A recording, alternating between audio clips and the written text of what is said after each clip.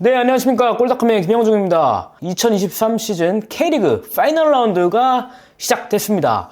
네, 18일에 있었던 파이널 라운드 미디어 데이 때 몇몇 감독님들 인터뷰를 올렸던 게 좀 반응이 좋았습니다. 네, 굉장히 감사드리고요. 지난 주말이었죠. 20일, 21일, 22일 이렇게 3일 동안 파이널 라운드 A그룹, B그룹에 총 6경기가 열렸습니다.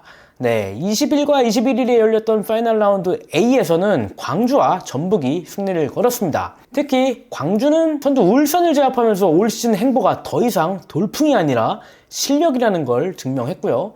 포항이 인천과 홈에서 비기는 바람에 2위 포항과 3위 광주의 승점차가 불과 2점으로 줄어들었습니다. 22일 일요일에는 파이널 B그룹 경기가 열렸는데요. 제주가 감격적인 승리를 거뒀습니다. 제주는 최하위 수원을 홈으로 불러들여 2대0 승리를 따내면서 7경기 만에 승점 3점을 얻었네요.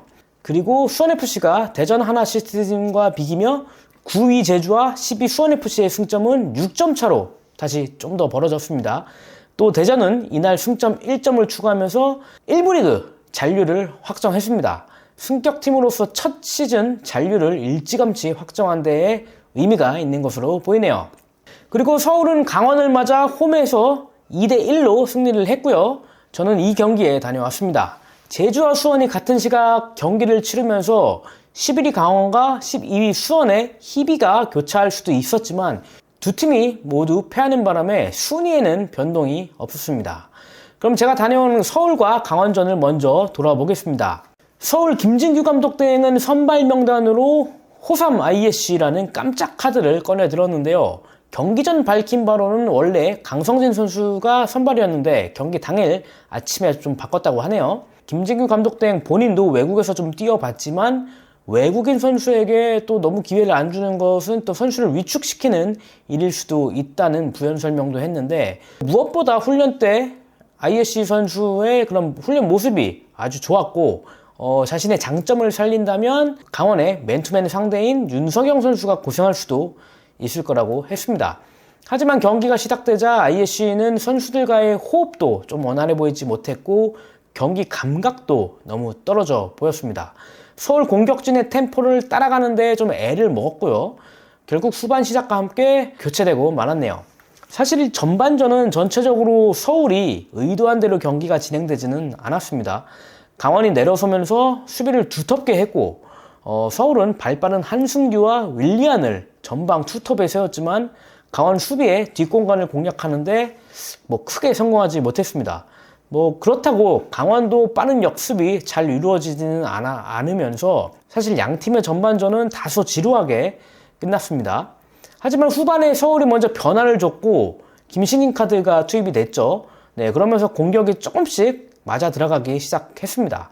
그리고 후반 7분 프리킥 상황에서 나상호 선수가 직접 때린 볼이 벽을 섰던 이지솔의 몸에 맞고 굴절되면서 강원 골문을 열어 제쳤습니다. 강원의 이광현 골키퍼가 그 전까지는 굉장히 잘 막아냈지만 슈팅이 굴절되다 보니까 끝까지 막는 데는 실패를 했죠. 네, 굉장히 강원으로서는 좀 운이 따르지 않는 그런 실점이었죠. 한 골을 먼저 실점하면서 강원은 이제 물러서지만 않고 좀 더 공격적으로 나올 수밖에 없었는데요. 윤정환 감독은 이정엽과 알리바이프를 교체 투입시키면서 공격 숫자를 늘렸죠. 그러면서 결국 후반 31분 결실을 맺었습니다. 갈레거 선수가 오른쪽을 돌파한 뒤에 오른발 크로스를 올렸고 오스마르가 확실히 걷어내지 못하자 가브리엘이 쇄도를 하면서 오른발로 골망을 갈랐네요. 강원은 이제 그 당시 수원이 지고 있었기 때문에 승점 1점이라도 따내면 소기의 목적을 달성할 수 있었다고 볼 수도 있었는데 동점골 이후 불과 3분 만에 지동원 선수에게 실점을 하고 맙니다. 네, 오른쪽에서 올라온 크로스를 박수일이 헤더로 꽂았는데 이걸 또 이광현 골키퍼가 잘 막아냈죠. 여기까지는 굉장히 좋았는데 하필 이광현 골키퍼가 막아낸 볼이 크로스바를 맞고 흘렀고 이 볼이 하필 교체 투입된 지동훈 선수의 바로 코앞에 떨어지면서 지동훈 선수가 문전에서 머리로 밀어 넣으면서 다시 서울의 리드를 안기게 되었네요. 이후 이제 강원은 공격을 계속적으로 이어나갔지만 득점에는 실패했고 경기는 2대1 서울의 승리로 끝났습니다. 서울은 사실 지난 33라운드 전북전에서 이제 패하면서 파이널 B로 떨어지는 어떻게 보면 이제 충격적인 파이널 B 그룹 행이 결정되었는데요. 그 뒤로 뭐 2주간의 시간이 있었지만 그 목표의식, 뭐 동기부여 측면에서 굉장히 좀 아쉬움이 남는 상황이었습니다. 어쩔 수가 없죠. 물론 이제 잔류는 당연히 이제 확정이 돼 있는 상태였고, 하지만 이제 파이널 A에 뭐 시즌 내내 있다가 A그룹 막판에 A그룹을 가지 못하고 B로 떨어졌었기 때문에 선수들도 그리고 또 코칭 스태프들도 받은 충격이 또 굉장했다고 생각이 들어요. 물론 이제 팬들이 받았던 그런 충격도 당연히 컸겠죠. 네, 그리고 이제 경기장에는 성남 팬들이 선수단을 질타하는 문구에 그런 걸개들, 대형 걸개들이 굉장히 많이 걸려 있었고요.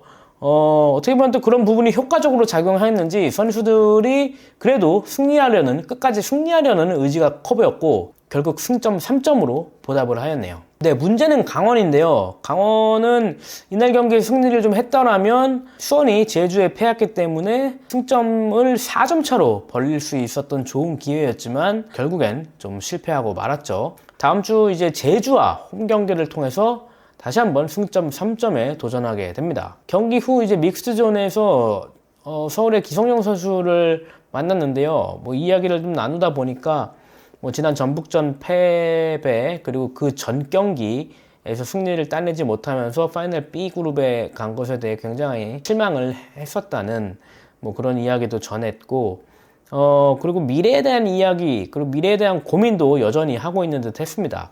뭐 그 내용은 아직 뭐 확정된 게 아니기 때문에 시즌 마지막까지 좀 기다려보는 것이 좋을 것 같습니다. 네, 그럼 34라운드 서울과 강원 경기를 다녀왔던 이야기는 여기서 마치겠고요. 저는 다음 주 35라운드 경기에서 다시 찾아뵙겠습니다. 감사합니다.